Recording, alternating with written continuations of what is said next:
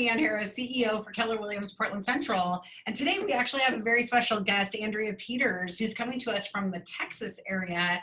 And you might wonder, well, what are we doing in a Portland Market Center talking to a person in Texas?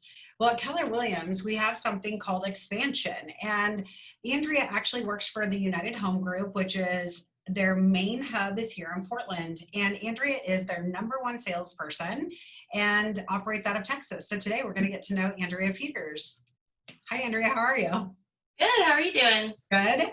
My favorite thing about you, first of all, is not that you're a rock star salesperson. It's actually your dogs. And I tend to surpass you and talk to your dogs all the time when we're on Zoom. And in fact, if we're lucky today, the audience will get to see a dog like poke their face in on your virtual background. I actually locked them out of the room today. Darn. I didn't want them to be disruptive because they start barking sometimes and it gets obnoxious. Well, I think it's funny because right now in the Rona, it's like everybody got a dog. I'm the only person that doesn't have a dog and don't have a dog in the Rona. So everybody has a dog. Mine? Yeah, I do actually. Yes, I do. I'm just kidding. Clint would kill me. Right? Sorry, Clint. I'm taking the dogs. So you're the #1 salesperson across the country in an expansion team that has over 100 people in different states across the country selling real estate under the name of United Home Group. How many transactions did you do this last year? In 2019 or this year to date this year? 2020. 2020, I'm at 60 year to date, and I should close out the end of the year with 70 if everything closes according to plan. It's amazing.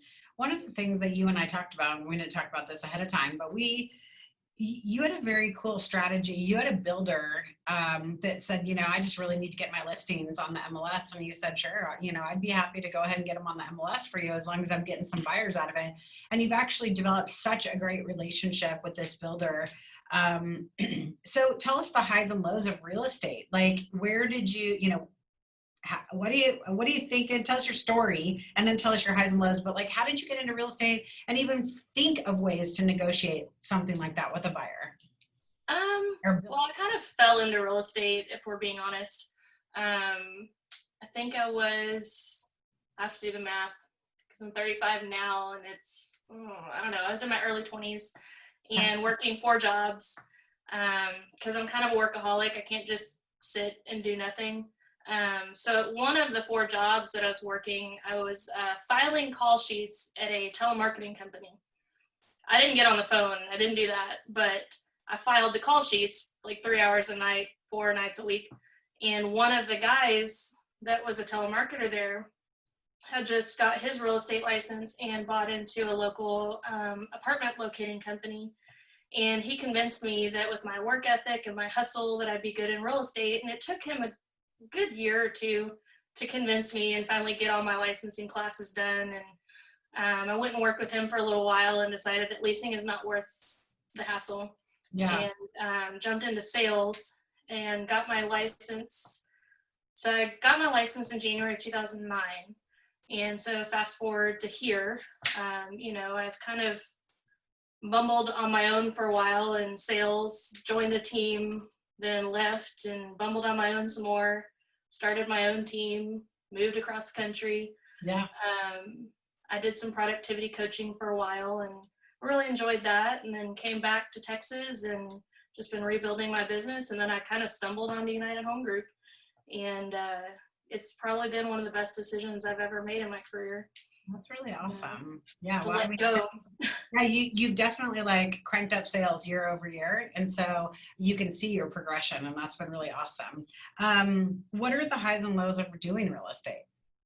I would say that the high part is just being able to build those relationships and become part of somebody's journey, because, buying a home, selling a home, it's a scary process. And our clients put a lot of trust in us to know what we're doing and to represent their interests. And a lot of my clients I stay in touch with and we become friends. I have a set of clients who they've basically become like my second parents. because their home purchase journey turned into 3 failed offers, and then they decided to custom build. So that turned into a full year-long process. Oh, wow. And they've sold a couple properties over the years, and we bought some other ones. And, you know, for me, it's just being part of people's lives. And, you know, even if it's just for that whole portion of the process, just, you know, being part of their story is pretty cool to me. What do you think is the low? What's the worst part about it? I guess it kind of plays off of the same thing. So it is a stressful time, and sometimes that process can bring out the worst in people. And, you know, sometimes I feel like I'm not paid to be a shrink, but sometimes, some days it feels like I am. I think my therapist would be highly offended that you called her a shrink. Right. But we could, I mean, you and I think kind of the funny thing is a lot of people don't realize how many people I talk to during a single day, but you and I get to talk at least once a week. And, you know, I mean, I'm sure I've told you, you guys have been through all my stuff with me. Like, I got a house, I got kids, I got all the crazy stuff, you know, and I think that we do tend to feel like in real estate, we end up being that therapist for other people for sure. We do. Yeah. So we know that it brings out the worst in people. You being a therapist is a little bit outside your pay grade on this one. And what else? Is there anything else that's hard, or what would you give people advice around that so that it doesn't become one of the hardest things for them? I think a lot of it is just, you know, I think people need to remember to step back and breathe, and remember that, you know, that's why you hire us, is to help you navigate that process. And, you know, like Cody always says, you know, you've got 100% survival rate up till today. You'll get through this too. Yeah. And, you know, just take a minute and breathe and take a time out. And sometimes you just need to do that, whether it's dealing with life issues or stressful real estate transactions, because I wish they were all smooth, but they're not, you know. And, you know, just kind of remember that the people on the other side of the transaction are people too. You know, they're dealing with just as much crazy stuff as you are, as the buyer or the seller, you know. So just kind of take a deep breath, and whether you're the agent or the buyer or the seller, you know, just remember that everybody's going through craziness right now, all of us. Yeah, I always try to remind people that the majority of people out there are actually good humans. Yeah. And so even though you might think they're you know, somebody's trying to, I always hear that, you know, oh, they're trying to get one over on us. And I'm like, I don't know that that's really the case, you know, and I like to just really believe and imagine and tell my own story that people are good humans, and they want to do the right thing, and communication's key. I agree. What are 3 nuggets that getting to know you? And I mean, a person, here's the deal. Like I've talked to people on this podcast that have sold, you know, 30 transactions, and that's really good. But here you are pushing 70 transactions by the end of the year. And the thing that I think a lot of people don't understand is 70 transactions is usually a team of people all on one site. And you are a single solo person that has done 70 transactions with the support of a team that is in Portland, Oregon. And that's really remarkable. I mean, that's what people need to understand, is that leverage can be done in real estate. But I think, you know, what are the 3 things that people can take away from knowing you, whether it's your clients or other real estate agents? What do we need to know? If I had to give takeaways, I think for me, it's recognizing an opportunity when it's presented to you. You know, a couple of years ago, I was kind of at my rock bottom, a handful of years ago, and I just decided one day to start saying yes to opportunities, and then figuring out how to make it work later. And that's kind of why whenever I ran into Jaime back in June of last year, and was asking him about United Home Group, and then he was like, well, when you have the opportunity to go into business with Cody Gibson, you don't say no. Yeah. And then I was like, haha, good point. And then he was like, so we're looking for somebody in College Station. And I was like, what did you just say? And what did I just say? So I was like, well, I guess I'll give it a chance, you know. How did And you know it was an opportunity? I mean, I think that probably we're going to have to call the podcast that, right? Don't ever say no to opportunities. Because that's right? me. I always find that somebody has this like amazing thing that I'm like, yes, that's exactly right. But I think what's more important is like, how do people identify opportunities? Because I get presented stuff and I don't know if it's an opportunity or not. It might be an opportunity for someone else, but how do you know? How did you know? Well, I guess for me, sometimes I say yes to the wrong things, obviously.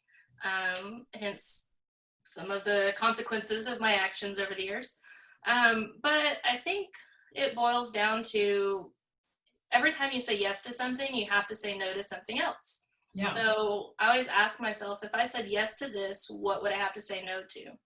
And if what I would have to say no to would actually remove stressors from my life, then I look at, okay, well, maybe this is worth saying yes, because even if it doesn't work out, at least I'll know that I tried to improve something.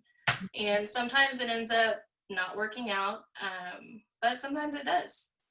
You know what I think opportunities are, and you kind of said it earlier, is when you have a chance to go into business with Cody Gibson, you don't say no. And I'm like, well, I don't know. But what I look at is actually, no, do you know that person's track record? Did you do your investigation with the person that you're getting in business with? And do they have a track record of success? Now, here's the thing. If they have a track record of success and then they give you the opportunity to get into their world, heck yes, I'm going as Yeah. fast as I can, right? But Yep. they have to be a much higher level than where I'm at. Otherwise, I'm not really interested. Like, I don't want to make lateral moves in my life anymore, and I don't think a lot of adults don't like to make lateral moves. But they do look for the person that's doing great business and doing great business the way that they want to do it. So I think that I you would make agree a with really that. good point. Yeah. Any other points that you want people to take away? Um, I think another one too is to always look forward. Don't look backwards. Um, Cody says it a lot, and it's one of my favorite sayings is, don't look back, you're not going that way.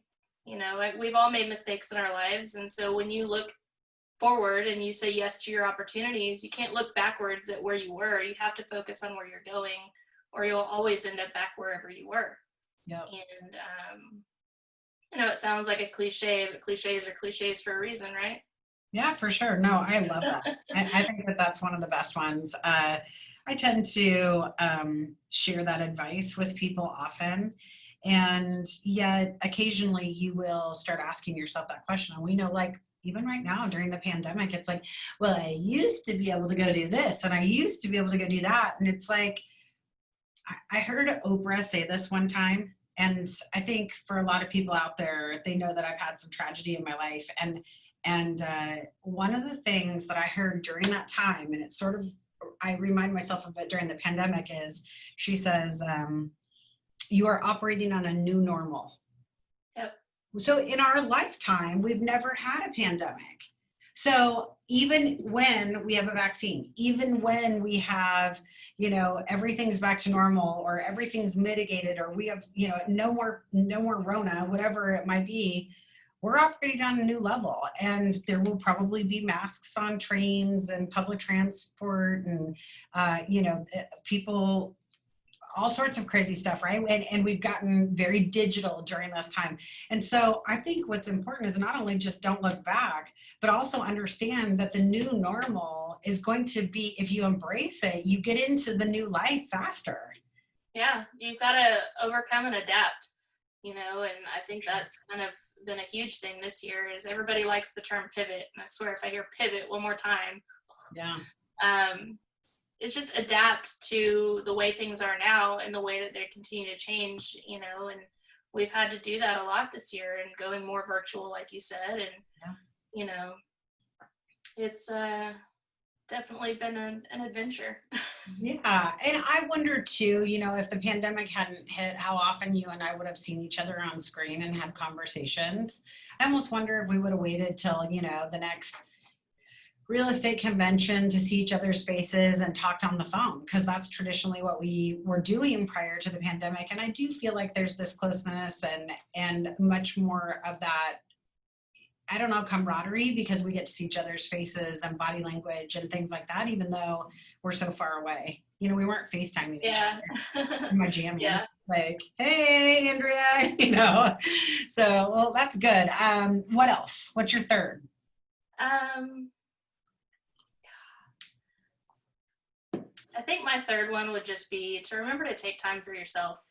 Um, Michael Putnam is constantly harping on me about that because, you know, burnout is a real thing. And if you don't take time for yourself, and yes, time for your family, all of that, but you also need time for yourself.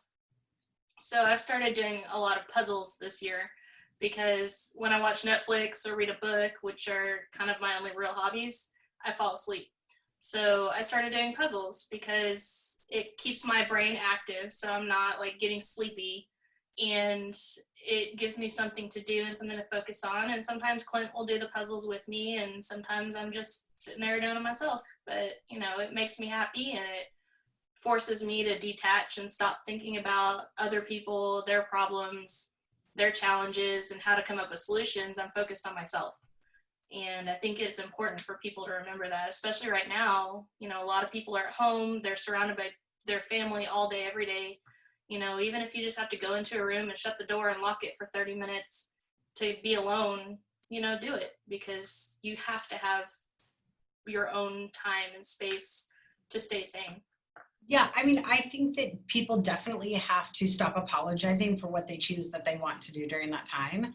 And conversely, I would even say that that's for being a workaholic, like you said. And I tend to love to work. And for a long time, I would let people, anyone from my parents to my best friends, tell me, you're working too hard. And finally, I was just like, but I'm not, and I'm going to own it. And I love this. And if I choose to not love it that day, I am going to go hide in a bathroom and lock the door and tell everybody to leave me the hell alone, you know? Yep. I'm going to tell my kids that are grown and in their 20s to take a hike, you know?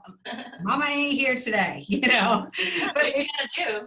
right. But I think, you know, truly, real estate agents can tend to have so many other people's stuff around them. But I do know too that as women, it's time for us to stop apologizing for being who we choose to be too. And I know that working actually makes you part of who you are. Like you kind of joked around about it in the beginning, but I know you, so I'm letting the cat out of the bag. That like I think it gives you a sense of purpose when you get out there and you hustle. And I think those 70 people this year, they didn't even know that you had that many transactions. I can guarantee you, based on the comments and the conversations and the people that you've closed with, they think they're your only client. And I think that there's a real skill and art to that. And I don't think a lot of people can do that. And you do a great job of it. So Thank you. on that. So if you're going to write a book, what would it be about? Well, I'm more of a book reader, and I like to read like about magic and, you know, other worlds and escape from reality. Nice. I mean, I read our Harry Potter. Are you a Harry Potter nerd? I do love Harry Potter. So I think if I were to write a book, it would probably be about unicorns, because, you know, I love unicorns.